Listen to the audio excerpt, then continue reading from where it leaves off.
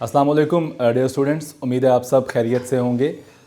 आज हमने जो टॉपिक डिस्कस करना है ये 9th क्लास बायोलॉजी का टॉपिक है और टॉपिक का नाम है domains of living organisms.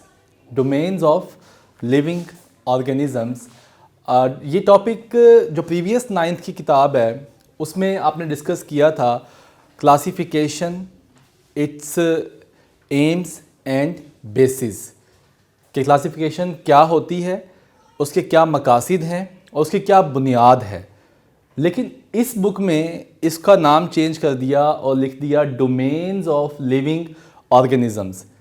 Topic किसी हद तक सेम है, कुछ चीज़ें हैं जो ज़्यादा एलेबोरेटिव वे में एक्सप्लेन की गई हैं, वो इंशाल्लाह हम इस लेक्चर में कवर करते हैं। इस लेक्चर का जो लर्निंग ऑब्जेक्टिव रहेगा हमारा, वो सबसे पहले तो है इंट्रोडक्शन कि तारुफ क्या है, ये आखिर डोमेन्स ऑफ लिविंग ऑर्गेनिज़म क्यों हैं और क्या इसकी ज़रूरत पेश आई कि हमें ये डोमेन्स जो हैं वो बनानी पड़ी। उसके बाद इसकी बुनियाद क्या है, किस बुनियाद पे हमने ये डोमेन्स बनाई हैं, और फिर एक्सप्लेन कर देना है हमने डिफरेंट डोमेन्स को। तो बेटे देखिएगा कि सबसे पहले इसकी ज़रूरत क्यों पेश आई। जानदारों की बहुत सी अक़साम हैं, ओवर 1.5 मिलियन स्पीशीज़ हैं एनिमल्स की और ओवर 0.5 मिलियन स्पीशीज़ हैं प्लांट्स की जो अब तक कैटलॉग हो चुकी हैं, जो अब तक किताब में रिकॉर्ड की फॉर्म में लिखी जा चुकी हैं। तो इन सब को अगर हम सेपरेटली स्टडी करें तो वो यकीनन एक टाइम कंज्यूमिंग काम है और टाइम टेकिंग काम है, तो इसमें काफ़ी टाइम लग जाएगा। तो हमने उन तमाम जानदारों को एक ही ग्रुप में उनकी दर्जाबंदी कर दी जिनकी खसूसियात सेम थी, जिनके अंदर जेनेटिक्स सेम थी, जिनके अंदर फिजियोलॉजी सेम थी, जिनके अंदर जो मोड ऑफ न्यूट्रिशन है वो सेम था। हमने उनको एक ग्रुप के अंदर उनकी दर्जाबंदी कर दी ताकि उनको समझना और उनको पढ़ना आसान हो सके। ठीक है जी। तो इसमें जो बेस बनाई गई क्लासिफिकेशन की कि किस बुनियाद पे हमने क्लासिफिकेशन करनी है, तो उसमें सबसे पहले तो था राइबोसोमल आरएनए। राइबोसोम एक नॉन मेम्ब्रेन बाउंड ऑर्गेनेली है, प्रोकैरियोट में भी होती है, यूकैरियोट में भी होती है, और इसका काम होता है राइबोसोम्स का प्रोटीन बनाना। राइबोसोम दो चीज़ों से मिलकर बना होता है, राइबोसोमल आरएनए और प्रोटीन दोनों की रेशो सेम होती है। जितना राइबोसोमल आरएनए होता है उतनी ही राइबो न्यूक्लियो प्रोटीन होती है। तो हमने राइबोसोमल आरएनए के सीक्वेंस की बेस के ऊपर इनकी दर्जाबंदी की कि जिन जानदारों के अंदर, जिन स्पीशीज़ के अंदर राइबोसोमल आरएनए का सीक्वेंस ऑफ न्यूक्लियोटाइड सेम था, हमने उनको एक ग्रुप में रख दिया, एक डोमेन में रख दिया। फिर उसके बाद सेल मेम्ब्रेन के अंदर मौजूद जो लिपिड्स की लेयर है, उन लिपिड्स का स्ट्रक्चर कैसा है, उन लिपिड्स की टाइप्स कौन सी हैं, आइदर वो आइसोप्रीनाइड हैं, हाइड्रो आइसोप्रीनाइड्स हैं या फॉस्फोलिपिड्स हैं, कौन से लिपिड्स हैं, उन बेस पे। तीसरा cell membrane of living things जो है वो सेंसिटिव किन एंटीबायोटिक्स से है। ये कौन सी ऐसी एंटीबायोटिक्स हैं? एंटीबायोटिक्स ऐसी अद्वियात होती हैं जो हम यूज़ करते हैं बैक्टीरियल इन्फेक्शंस को ख़त्म करने के लिए। तो उनसे कौन सी हमारी जो सेल मेम्ब्रेन्स हैं वो सेंसिटिव हैं और कौन सी सेंसिटिव नहीं हैं, मतलब कौन सी ऐसे सेल्स हैं जिनकी सेल मेम्ब्रेन, या कौन से ऐसे जानदार हैं जिनके अंदर मौजूद जो सेल हैं उनकी सेल मेम्ब्रेन सेंसिटिव है, वो रिएक्शन शो करती है एंटीबायोटिक को यूज़। जैसे आप देखिए कुछ ऐसी एंटीबायोटिक्स हैं जब हम वो इस्तेमाल करते हैं तो हमें डायरिया भी हो जाता है। बाज़ एंटीबायोटिक्स से हमें दूसरे रिएक्शंस भी आते हैं। जैसे अगर 7 ईयर्स से कम बच्चों के अंदर हम टेट्रासाइक्लिन यूज़ करें एंटीबायोटिक, तो उनके जो टीथ हैं वो डेवलप प्रॉपरली नहीं होते, टीथ्स की डिस्कलरेशन हो जाती है। तो ये इस चीज़ के ऊपर भी बेस किया गया, और कौन से बैक्टीरिया जो हैं वो किन एंटीबायोटिक्स से सेंसिटिव हैं और सेल मेम्ब्रेन उनकी जो है वो किस तरह से रिएक्ट करती है डिफरेंट एंटीबायोटिक्स के रिस्पॉन्स में। तो पहले जो डोमेन बेटा हमने देखनी है वो है डोमेन आर्किया, ARCHAE, आर्किया। इसका मतलब होता है एंशियंट, पुराने, कदीमी। जैसे आर्कियोलॉजी एक ब्रांच है जो आसार कदीमा से रिलेट करती है। तो ये ऐसे बैक्टीरिया हैं जो प्रिमिटिव हैं।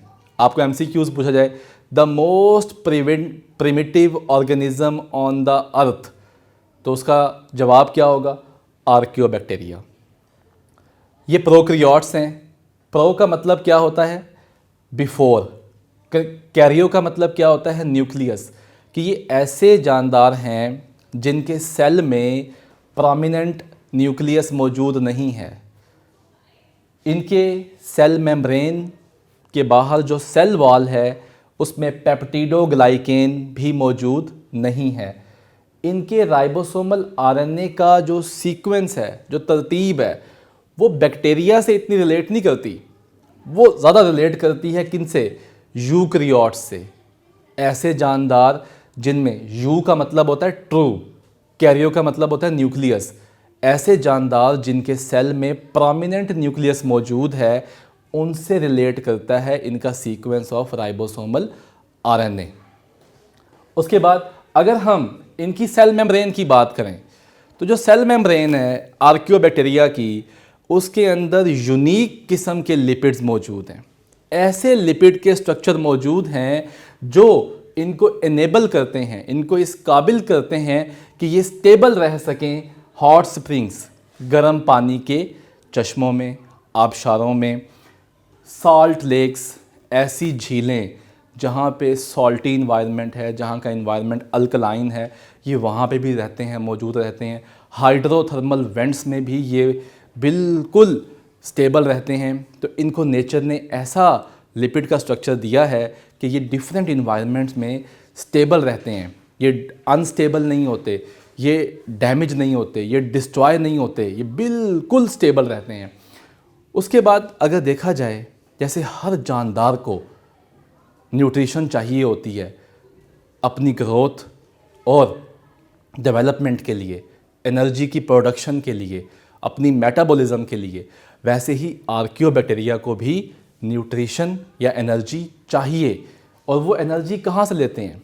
कुछ ऐसे आर्कियोबैक्टीरिया हैं जो अपनी एनर्जी की जो नीड्स हैं वो सल्फ़र और अमोनिया से पूरी कर लेते हैं। सल्फ़र और अमोनिया को यूज़ करते हुए ये अपनी नीड पूरी कर लेते हैं, एनर्जी हासिल कर लेते हैं ताकि अपनी ग्रोथ कर सकें, मल्टीप्लाई कर सकें और एनर्जी हासिल कर सकें। ऐसे बैक्टीरिया को कहते हैं कीमोसिंथेटिक बैक्टीरिया। कीमो का मतलब होता है केमिकल। केमिकल्स को यूज़ करते हुए सिंथेसाइज कर लेना, बना लेना अपना food, these are called chemosynthetic. और कुछ ऐसे बैक्टीरिया हैं जिनके अंदर फोटोसिंथेसिस का अमल होता है।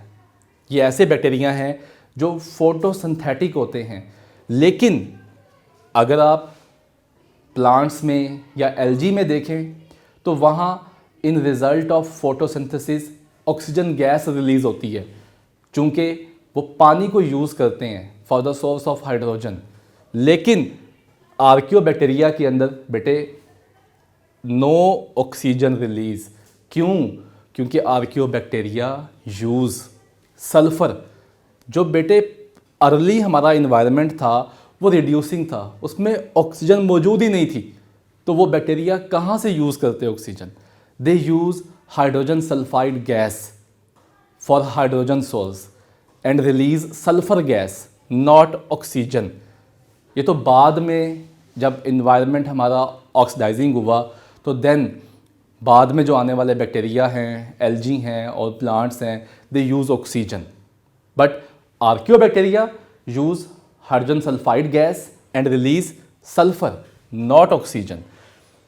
तो इनकी बेटे कुछ एग्जांपल्स हैं। पहली एग्जांपल है आर्कियोबैक्टीरिया की मेथेनोजेन। मेथेनो का मतलब होता है मीथेन गैस। जो हमारे घरों में गैस यूज़ होती है इसे मीथेन कहते हैं, ठीक है। जेन का मतलब जनरेट, कि ये ऐसे बैक्टीरिया हैं जो अपने कीमोसिंथेटिक और डिफरेंट मेटाबॉलिक रिएक्शंस के अंदर मीथेन गैस रिलीज करते हैं। और ये भी आप नोट रखिएगा कि डिफरेंट टेक्निक्स में हम इनको यूज़ कर रहे हैं मीथेन गैस प्रोड्यूस करने के लिए, ताकि घरों के अंदर जहाँ अभी हम सुई गैस यूज़ करते हैं वहाँ पे हम रिप्लेस करके इन बैक्टीरिया को यूज़ कर सकें ताकि ये हमें मीथेन गैस दें। ठीक है, तो it's a biotechnology, we use bacteria for the welfare of mankind. उसके बाद हैलोफाइल्स। बेटे हैलो का मतलब होता है साल्टी, PHILE, फाइल का मतलब होता है लव, अफेक्शन। तो ये ऐसे बैक्टीरिया हैं जो सॉल्टी इन्वायरमेंट में रहते हैं। फिर थर्मोफाइल्स, ये ऐसे बैक्टीरिया हैं जो हाई टेम्परेचर रेंज को भी बेयर कर लेते हैं, मतलब 120 डिग्री सेल्सियस या इससे भी ज़्यादा टेम्परेचर रेंज को ये बेयर कर सकते हैं। एसिडोफाइल्स, ये ऐसे बैक्टीरिया हैं जो हाईली एसिडिक इन्वायरमेंट में भी ज़िंदा रहते हैं। तो बेटे ये टॉपिक था हमारा डोमेन आर्किया का। इस टॉपिक के अंदर से MCQs, शॉर्ट क्वेश्चन बनते हैं। जैसे फॉर एग्जांपल वो पूछ सकते हैं कि how आर्कियोबैक्टीरिया can remain stable in very harsh environment. तो आप इसका जवाब क्या लिखेंगे? Because आर्कियोबैक्टीरिया have special type of unique lipids in their cell membrane which enables them to survive in harsh conditions like hot springs and salty lakes। तो ये इसका जवाब हो सकता है। ठीक है बेटा, और फिर एग्जांपल्स आपको पता होनी चाहिए। और फिर ये कि archaeobacteria release dash in the process of photosynthesis. तो नीचे लिखा होगा oxygen, beta option sulphur, Charlie option carbon dioxide, delta option none of these. तो आपने टिक करना है बेटा किसे, कि दे रिलीज सल्फर गैस। ठीक है, नॉट ऑक्सीजन गैस। बेटा नेक्स्ट जो डोमेन है वो है डोमेन बैक्टीरिया। ये डोमेन जो बैक्टीरिया है ये बेसिकली यू बैक्टीरिया हैं। यू का मतलब होता है true bacteria. Why we call them true bacteria? Because they have peptidoglycan in their cell wall. What is the meaning of peptidoglycan? बेटे देखिए, पेप्टाइड का मतलब होता है अमाइनो एसिड की पेप्टाइड चेन्स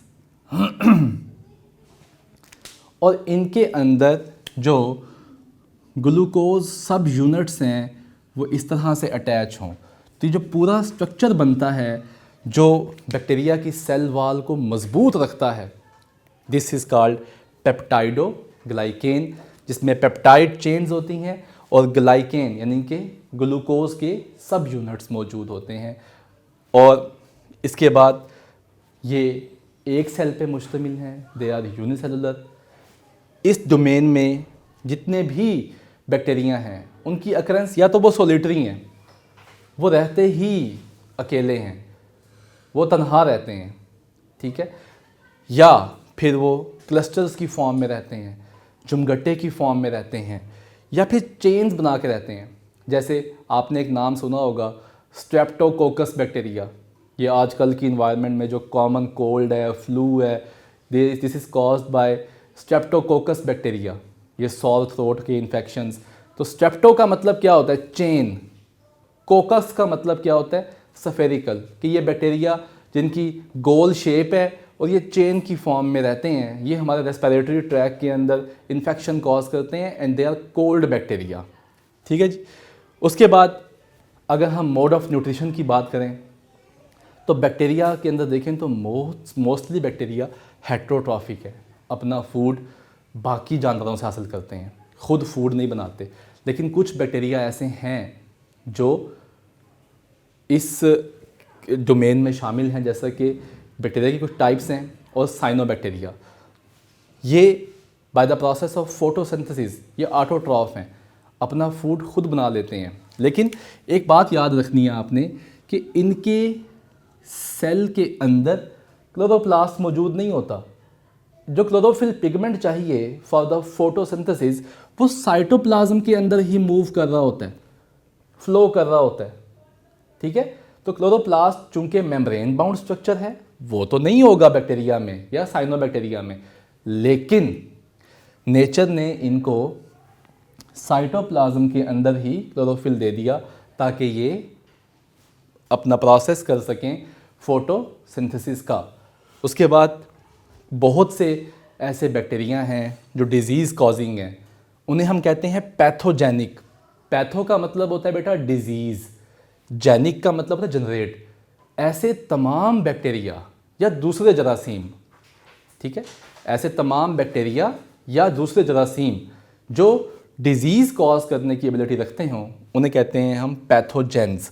उसके बाद दूसरे कुछ बैक्टीरिया ऐसे हैं जो न्यूट्रिएंट्स को रिसाइकल करते हैं। ये बेसिकली बेटे डीकम्पोज़र होते हैं जो डेड प्लांट्स और एनिमल्स के को डीकम्पोज करते हैं और फिर उनमें मौजूद जो नाइट्रोजन है, सल्फ़र है, कार्बन है, ऑक्सीजन है, उसको वापस इन्वायरमेंट में भेजते हैं ताकि ये रिसाइकल होते रहें और इन इम्पोर्टेंट केमिकल्स की कमी ना हो इन्वायरमेंट में।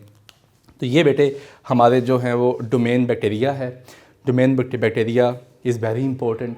आपसे पूछा जाए कि you bacteria are present in which domain, तो you will tick on domain bacteria, not on domain archaea. उसके बाद आपसे पूछा जाए कि पेप्टाइडोग्लाइकेन इज़ प्रेजेंट इन, तो वो भी डोमेन बैक्टीरिया। उसके बाद नेक्स्ट बहुत इम्पॉर्टेंट कि न्यूट्रिएंट्स की recycling, nutrient recycling is the function of आर्कियोबैक्टीरिया, you bacteria, both या फिर नन ऑफ दीज। तो आपने टिक करना है किसको कि it's a duty of eubacteria to recycle the nutrients and they are called decomposers. जी डियर स्टूडेंट्स, नेक्स्ट जो डोमेन डिस्कस करनी है हमने वो है डोमेन यूकेरिया। यू का मतलब होता है ट्रू एंड कैरिया का मतलब होता है nucleus. Eu means true and karya मतलब न्यूक्लियस। कि ये वो डोमेन है जिसमें जितने भी जानदार हम डिस्कस करेंगे उन सब के सेल में प्रोमिनेंट न्यूक्लियस मौजूद है। पहली जो इसकी जो किंगडम है वो है प्रोटिस्टा, दूसरी किंगडम है fungi, then Plantae, then last one is Animalia. इसमें मौजूद तमाम जानदार बहुत कम्प्लेक्स हैं, बहुत कम्प्लेक्स हैं। They have many metabolic reactions and many other life activities in terms of sexual reproduction, asexual reproduction, and there is so many variety present in it. And membrane bound organelles, ये जितने भी जानदार हैं इनके cell में membrane bound organelles मौजूद हैं, like mitochondria, chloroplast and etc.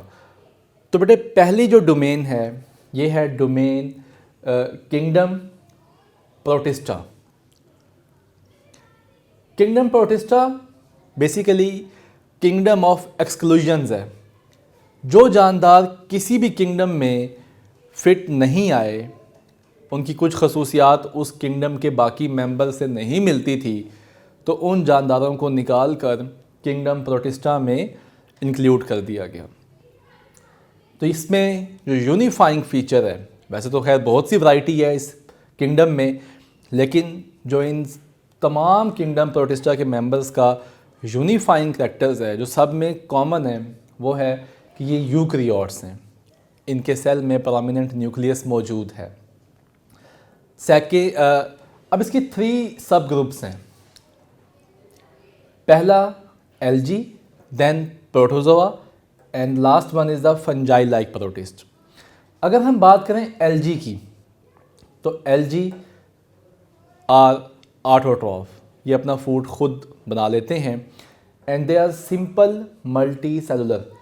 इसका मतलब क्या होता है कि इनके पास मल्टी सेलुलर सेक्स ऑर्गन्स मौजूद नहीं हैं। ऐसे अगर हम प्लांट में देखें तो प्लांट में फ्लावर मौजूद है, reproductive organ, and it is multi cellular. उसके बाद इनकी लाइफ साइकिल में एम्ब्रियो नहीं बनता, इनकी लाइफ साइकिल में कोई एम्ब्रियो मौजूद नहीं है। They are algae they are plant like protist and they have these two main features. Then is the protozoa, ये animal like protist हैं. इनकी कुछ खसूसियात तो एनिमल से मिलती हैं, कुछ खसूसियात एनिमल से नहीं मिलती. जैसे एनिमल्स जो हैं they are multicellular, but जो इसमें मौजूद हैं individuals like amoeba and paramecium etcetera, they all are made up of one cell, they are unicellular. Fungi like protist, इसमें मौजूद हैं slime moulds and water moulds. ये इसलिए निकाल दिए गए किंगडम फंजाई से क्योंकि फंजाई किंगडम में मौजूद तमाम मेंबर्स की सेल वॉल में काइटन मौजूद होता है, which is a very hard and strong material. लेकिन फंजाई लाइक प्रोटिस्ट जो हैं इनकी सेल वॉल में सेलुलोज होता है. तो ये डिफरेंस था, और भी डिफरेंसेस थे लेकिन ये मेजर डिफरेंस था. तो इसमें भी इसलिए ये फंजाई किंगडम से सेपरेट होके किंगडम प्रोटिस्टा में आ गए. इसीलिए हम कहते हैं कि kingdom Protista is the kingdom of exclusions, ये निकाले हुओं की किंगडम है. उसके बाद now the next kingdom is kingdom fungi. Kingdom fungi में मौजूद जितने भी मेंबर्स हैं, इंडिविजुअल्स हैं, they all are absorptive heterotroph, कि ये एब्जॉर्प्शन के ज़रिए दूसरे जानदारों से खुराक लेते हैं. फॉर एग्ज़ाम्पल एक ब्रेड का पीस अगर मौजूद है तो इनके हाइफी जो हैं, हाइफी से एंजाइम उस ब्रेड के पीस पर जाएंगे, उस ब्रेड के पीस में मौजूद कार्बोहाइड्रेट्स यानी कि स्टार्च को डाइजेस्ट करेंगे, सिंपल में कन्वर्ट करेंगे. सिंपल में कन्वर्ट करने के बाद ये फिर उसको एब्जॉर्ब कर लेंगे. So they are absorptive heterotrophs. They are also mostly multicellular. Only one member is unicellular, that is the yeast. They all are eukaryotic. They have prominent nucleus in their cell.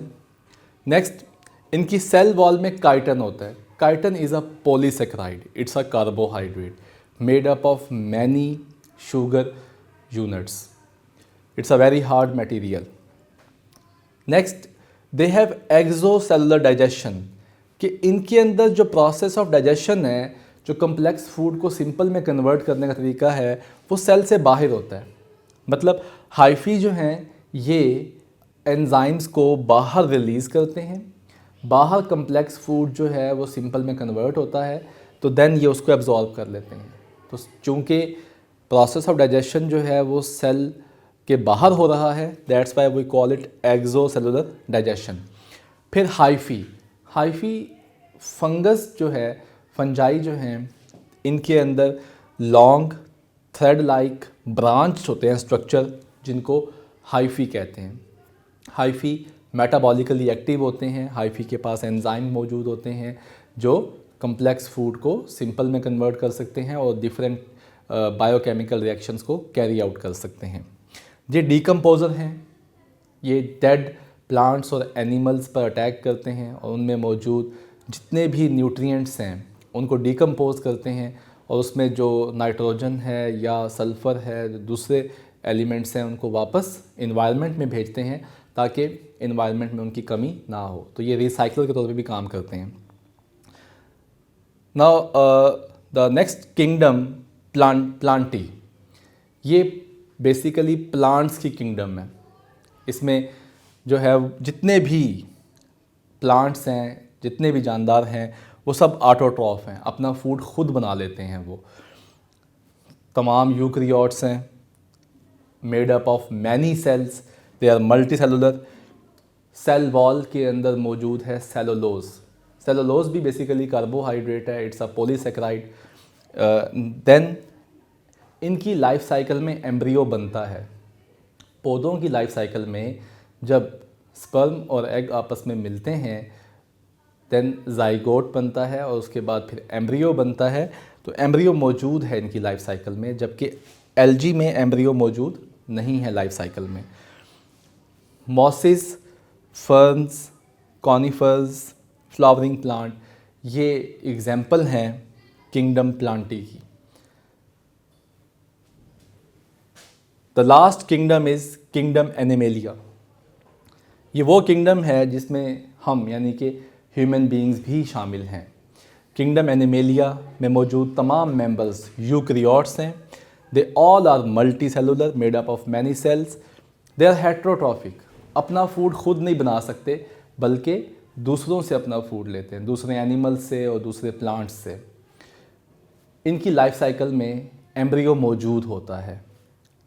Ingest food, हम या दूसरे जितने भी animals हैं ये food को ingest करते हैं, ये फूड को निगलते हैं और फिर उसके बाद ये फूड जो है हमारी बॉडी में मौजूद जो कैविटीज़ हैं जैसे कि स्टमक है, इंटेस्टाइन्स हैं, वहाँ पे ये डाइजेस्ट होता है। कम्प्लेक्स फूड सिंपल में कन्वर्ट होता है और फिर पूरी बॉडी में वाया ब्लड डिस्ट्रीब्यूट होता है। फिर हर सेल इसको यूटिलाइज़ करता है और बॉडी के प्रोडक्ट बनाता है ताकि ग्रोथ और डेवलपमेंट में हेल्प आउट कर सके। तो this is about kingdom animalia. तो ये जितनी भी ये पूरा टॉपिक है ये लॉन्ग में भी आ सकता है कि explain in detail domain Eukarya. तो आपको ये सारा टॉपिक एक्सप्लेन करना होगा। इसमें से शॉर्ट क्वेश्चन भी बन सकते हैं कि write down the salient features of kingdom fungi. तो उसमें आपने इसके ये फीचर्स लिखने हैं। इसमें से MCQs भी आ सकते हैं कि काइटन इज़ प्रेजेंट इन। तो आगे एग्जांपल दी गई हैं mosses, beta option fern, Charlie option mushrooms and delta option is none of these. तो अब इन सब में से कौन सी ऑप्शन ठीक होगी? यकीनन मशरूम्स जो हैं ये फंजाई हैं तो ये ऑप्शन जो है वो ठीक होगी। तो mushrooms, toadstool basically these are the mushrooms which are not edible। ये हम खाने के काबिल नहीं होती। They are called poisonous mushrooms, toadstools. तो इनकी बेसिक जो निशानी है कि इनके ऊपर जो वो फंगस की जो कैप होती है, मशरूम की cap, that is red in colour, तो उन्हें टॉडस्टोल्स कहते हैं। तो इस तरह से ये टॉपिक बहुत अहमियत का हामिल है। अगर आपसे पूछा जाए कि एक्सप्लेन डोमेन आर्किया, तो उसमें आप फिर लिखेंगे आर्किया डोमेन के बारे में। और अगर पूछा जाए डोमेन बैक्टीरिया तो उसमें फिर डोमेन बैक्टीरिया लिखेंगे आप। तो ये टॉपिक बहुत इम्पॉर्टेंट है बोर्ड के लिहाज से, तो इसको आप अच्छे से समझिए। और यूनिक नोट्स में भी ये टॉपिक मौजूद है, आप वहाँ से प्रॉपर आउटलाइंस के साथ, प्रॉपर डेफिनेशंस के साथ आप वहाँ से भी हेल्प ले सकते हैं। बहुत शुक्रिया आपका, जज़ाकल्लाह खैर।